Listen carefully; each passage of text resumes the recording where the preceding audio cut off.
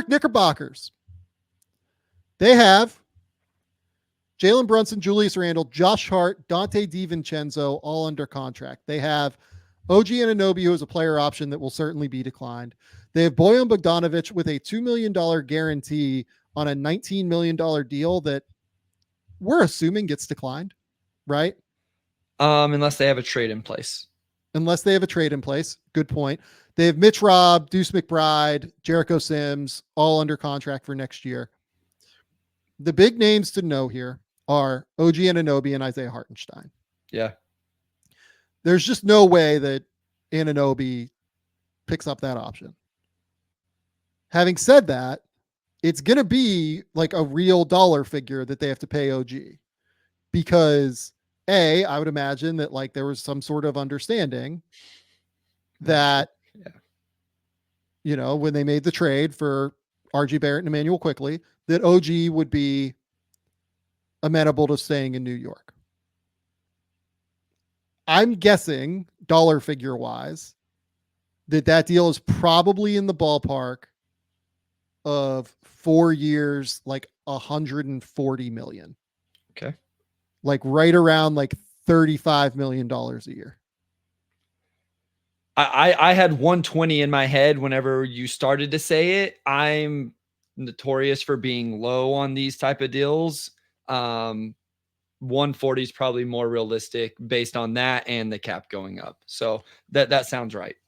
The only question with the Anunoby deal, I think you have to pay him a large amount of money. Yeah. Is there a world where you can get injury protection in some way, shape, or form into this deal, given the fact that 2020, 2021, 43 games, 2021, 22, 48 games, 23, 67 games, this year, 50 games, struggles to get through a full season is kind of the reality, right?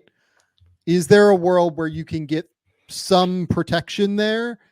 I don't know. But like, you know, Dirty Dancer brings up a really good point. Like if you try and do that, OG and like the 76ers are waiting. Yeah. Anunoby would like, they would like the Sixers would love to have OG Anunoby. I have no doubts about that. This is why cap space teams matter. It's for situations like this. Not like OG would never go play for the Pistons, but like they could at least threaten that he would go and just take the bag for, you know, with Detroit, who can literally offer him the bag and would be incredible there. So, you know, and this year it's an actual good team like the Sixers, who all of these guys can use as leverage to say, oh, you want to play around? Well, then I'll go play with Joel Embiid and Tyrese Maxey in Philadelphia.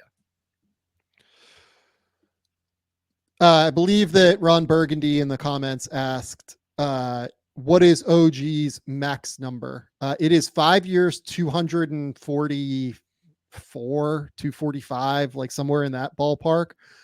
He's not going to get a full max from the Knicks. Like he's not going to get 50, but I do think that like the best point of comparison for him is probably like a Jaden McDaniels level contract.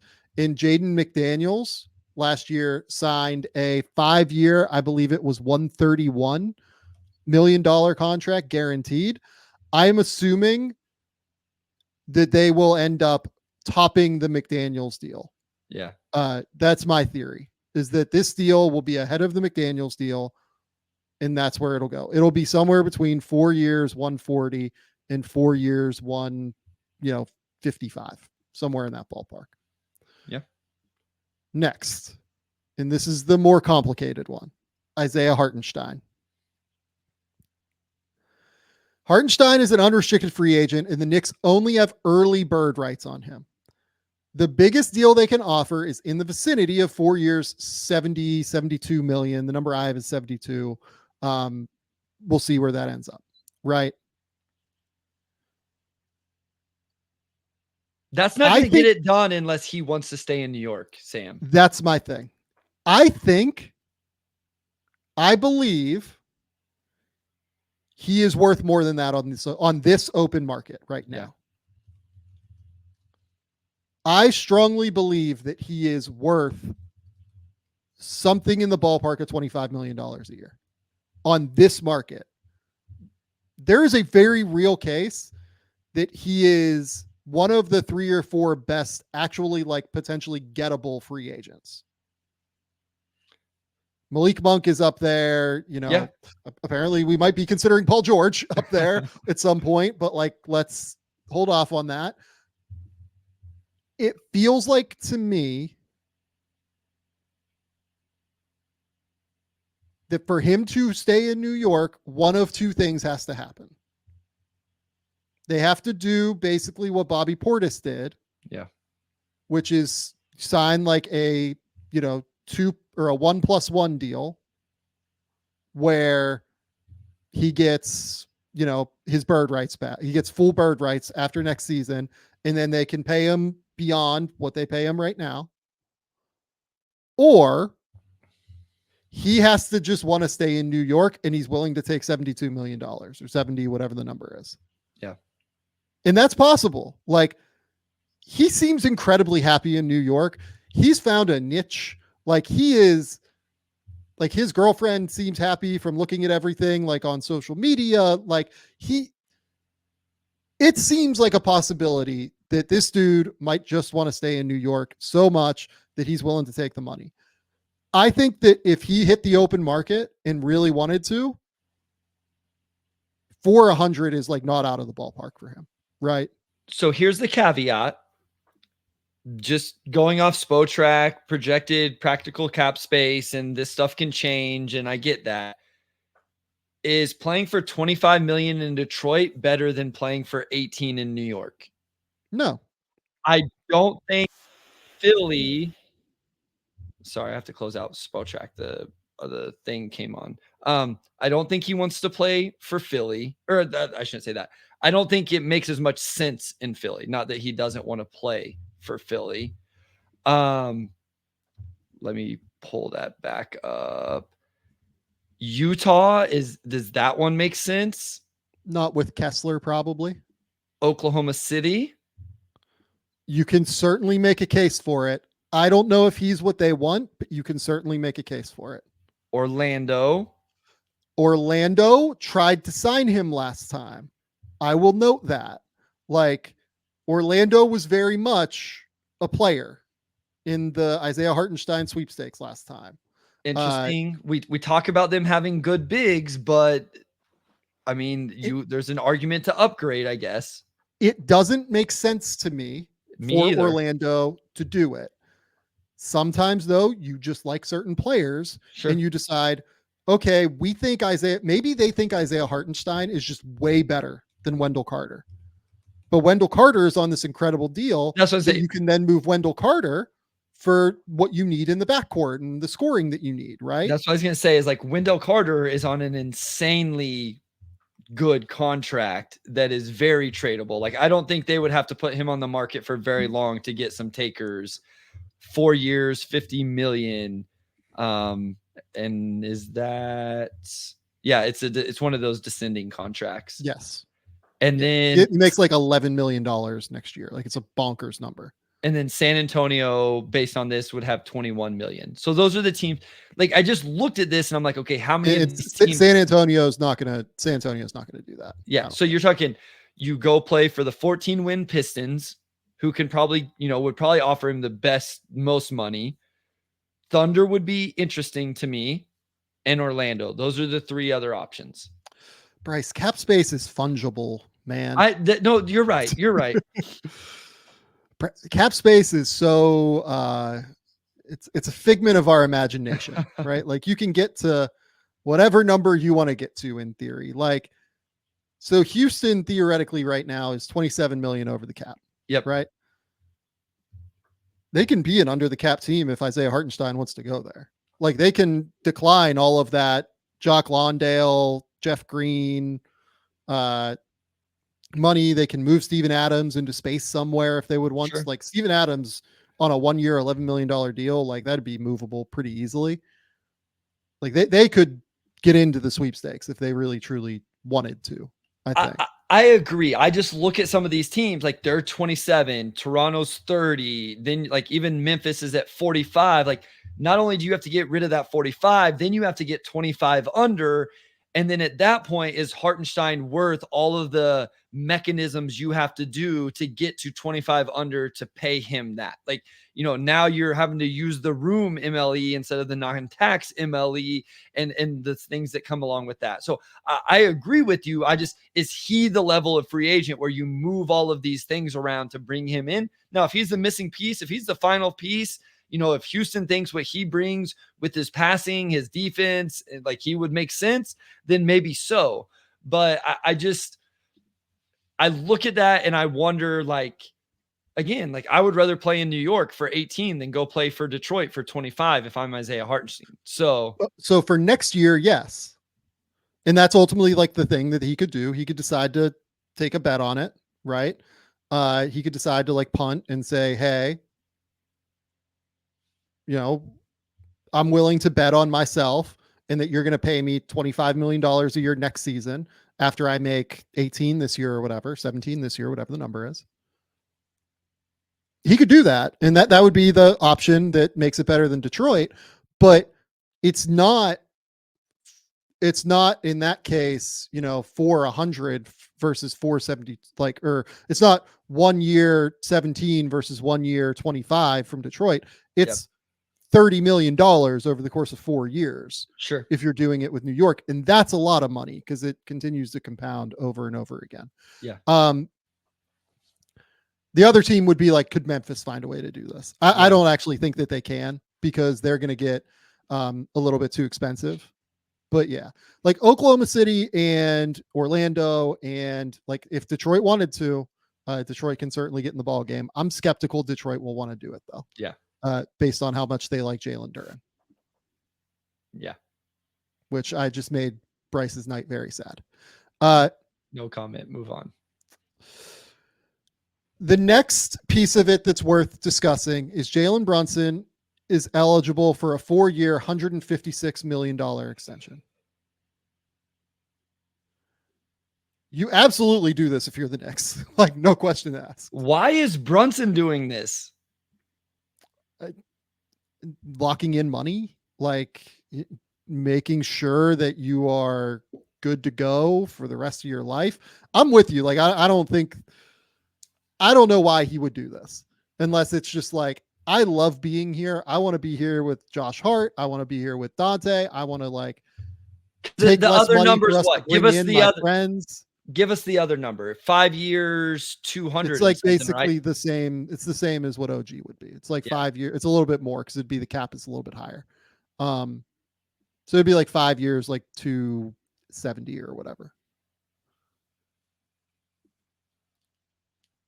Yeah, like he shouldn't do that. He should not take this extension.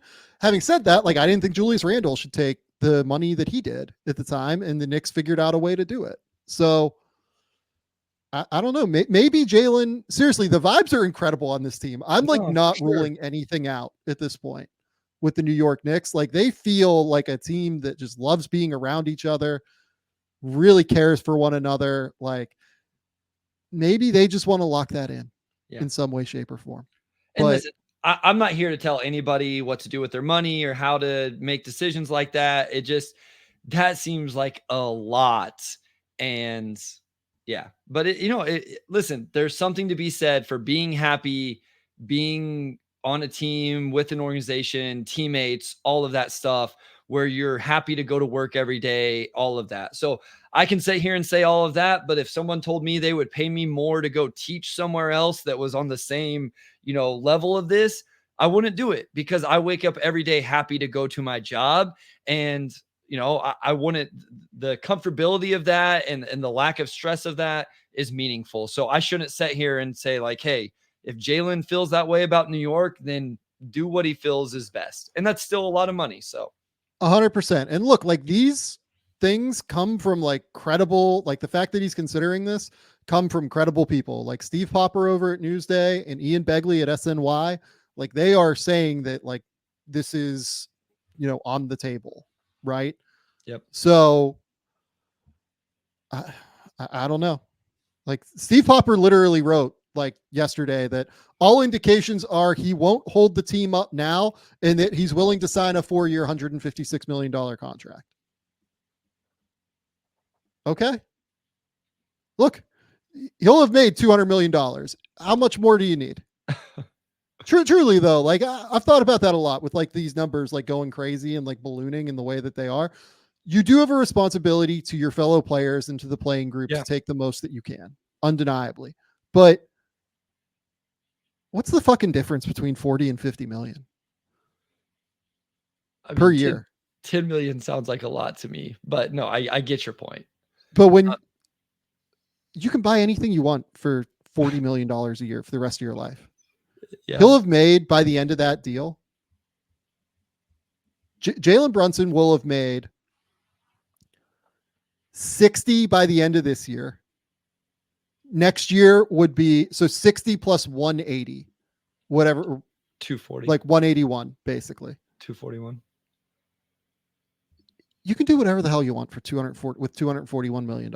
That is $250 million. That's a lot of money. Like there's a difference between you and I having 10 million. There's not a substantial difference between 240 million and 250 million. And yeah, like if you're happy. And the other thing is, we're not talking about a player who's only made 10 million and the difference between making 10 million and making 20 million. We're talking about the difference between 241 million and 251 million, or whatever. And so no, you're listen, like as I grew up, I respect guys who make decisions for the team and all of that. Like we don't see it a whole lot. So it very much took me off guard. And it was the difference between the 4 years and the 5 years was just so much. So like the big thing that you'd be doing there is with Jaylen, right? So he'll be at like 85 by the end of next year, right? And then you're locked in at 275. So you're locked in at what would that be? Quick math, 360 or so, right? Yep, that's right. If you do this extension now, we just said he'd be at 241. He'd be at 241 plus the next year because he'd be signing for that extra year. And if he's still a max guy by the end of that deal, which, I have questions about that, right? Like, sure. He'll be 28 next year. Like, it's a real question if he'd be worth that by the end. He'd be at basically, he'd have a chance to get it from 370 or whatever the number was we said to 300 or 360, 350, whatever the number was to 300 difference. I don't know, man. Like if I was him, like I would get it. Like if you're as happy as you are, you get to play with like one of your best friends in the world and Josh Hart. Like you get to play with Dante, you've been with forever. Like you seem like you really love being there. I'm cool, man. Like sounds good. Yeah. But we'll see what it looks like. He was just, fifth or sixth in the MVP race. So last two things worth bringing up. Bojan gives them the ability to kind of go out and find trades. Yeah. Right. Plus all their draft picks that they have many of. Julius Randle also gives them the ability to go out and hunt max guys. Yeah. I am intrigued to see what they do with Randle this year. Randle is extension eligible. He can sign like a fairly large deal. I forget what the number is off the top of my head. I think it's like a little bit more than what Brunson's is. He is a multi-time All-NBA player with the New York Knicks. I would imagine that there is some sort of feeling there on his part that he should get it like the max number on his extension. Right. Yeah. I mean, we talked about this last episode whenever we got into kind of the Thunder offseason plan and, we threw this out and hashed it out a little bit. I think we both are in the same boat that we think Julius Randle's a pretty good basketball player. So yeah. Would you rather keep him on this deal, this 2-year, $63 million deal, and play it out for another year? Or would you rather extend him now?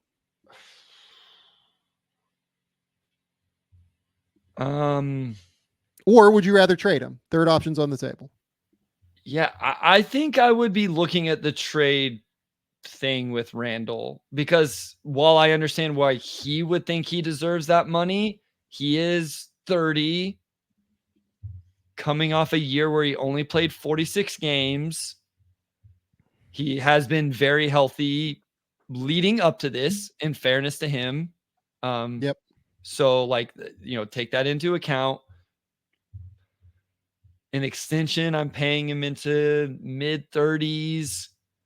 I don't know if I want to play the just don't do anything though, right? Because that's a player option on the end of that deal. Like, I can't just let him walk. I think you either have to extend him and then figure it out at the deadline, or just trade him now and let his new team figure out the extension. Yeah. I am generally, I think, in the mode of, if you find a star trade, especially, you move him. Yeah. Who are the stars that are available, right? Like, who could you go find that makes sense for Julius Randle? Like, I think that's a very real up in the air question, right? Yeah. Like, what stars are actually going to be on the market this year? Like, I'm assuming Devin Booker is not. I'm assuming Kevin Durant is not. Is there a world where, like, Paul George wants to come to the Knicks and there's like a sign and trade potential for Randle, but, like, again, I believe that they can't acquire players in a sign and trade, if I'm right on that. I forget the cap mechanics on that, to be honest. But so, like, that would be bizarre in some way. I mean, like, who's available is the real question. Like, what actual star level player? Kyrie's not coming available. Luka's not coming available. Like, LeBron in theory is a free agent, and you could, like, have LeBron opt into his deal. That's the way you could do it with Paul George. That's what my brain isn't thinking right now. You could have Paul George opt in for a trade. Yeah. If you would want to do that with the Knicks.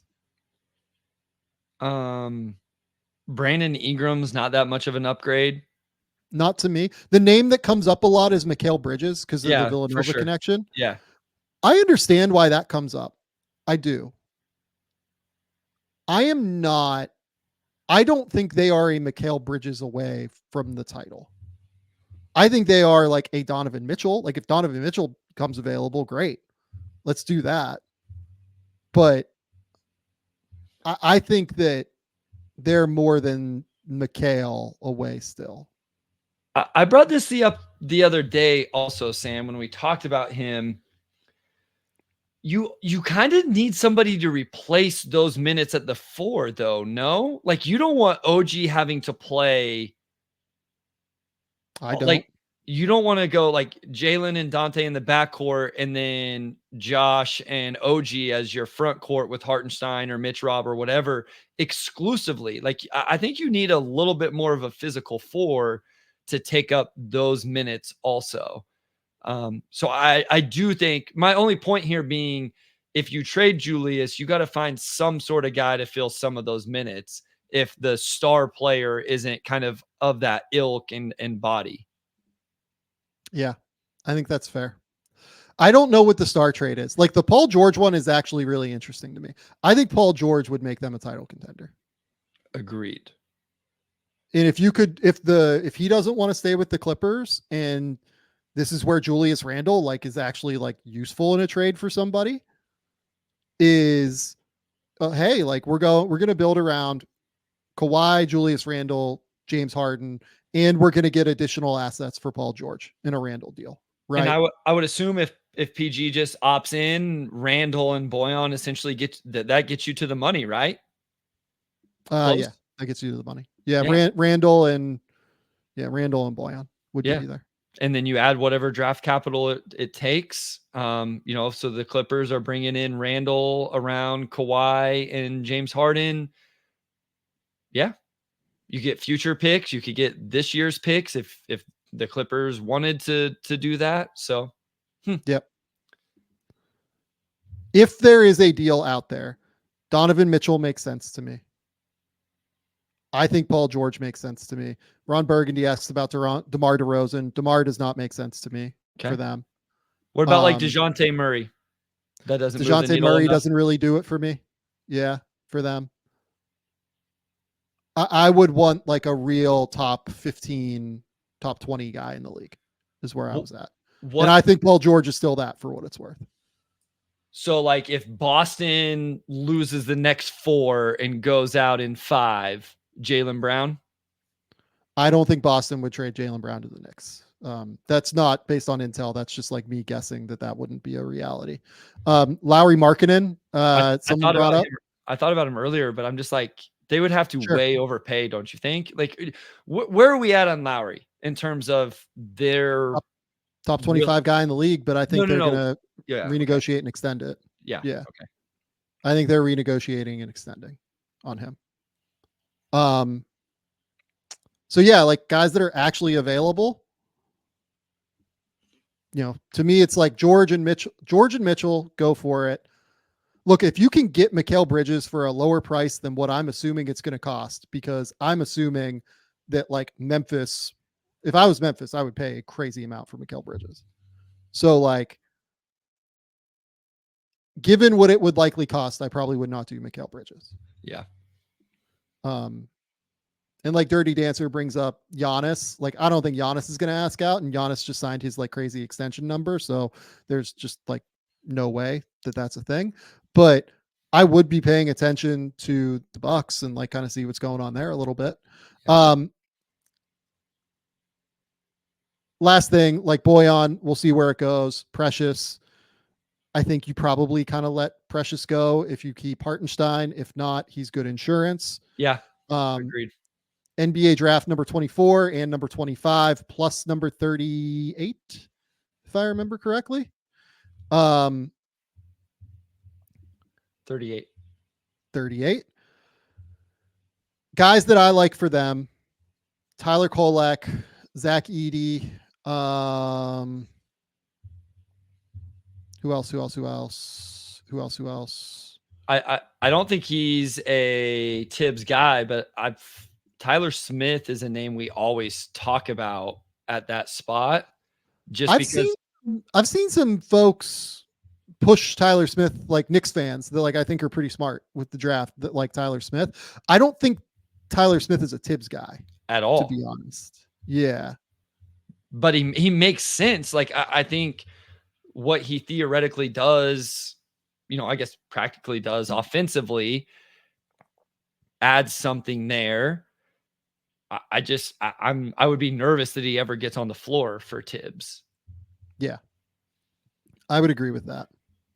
I mean, in their range, you're talking about a lot of these young wings, and like, again, is there going to be any time for those guys to develop? I think that's why we continue to bring up the Kolek and Edey guys. So like Tristan Da Silva doesn't get there. Agreed. Yves Missy is like an interesting project for them if they were to lose Hartenstein, but maybe not. Like Deron Holmes is an interesting guy for them if they were to lose Hartenstein. People bring up Ryan Dunn for them. Antonio Reeves is kind of an interesting name for them for me. Okay. Might be able to do it at 38, but just like a lights out shooter. Go get like a monster shooter who can go like replace what you thought you were getting in Burks and Boyan. Yeah. Right. Dirty Dancer brings up, if it was the Knicks, I'd rather it be somebody like Bub Carrington. Bub Carrington ain't getting to 24. I feel confident that Bub Carrington is not getting to 24. What about like Jalen Tyson? I know I'm a little higher on him than you are, but not a Knicksy guy to me, not like a Thibs guy to me, just because of the lack of defense. Jamal Shed seems like a Thibs guy, but you have Deuce McBride already. Like I would want more of an offensive. If I'm going backcourt, I would want more of an offensive threat, I think. Yeah.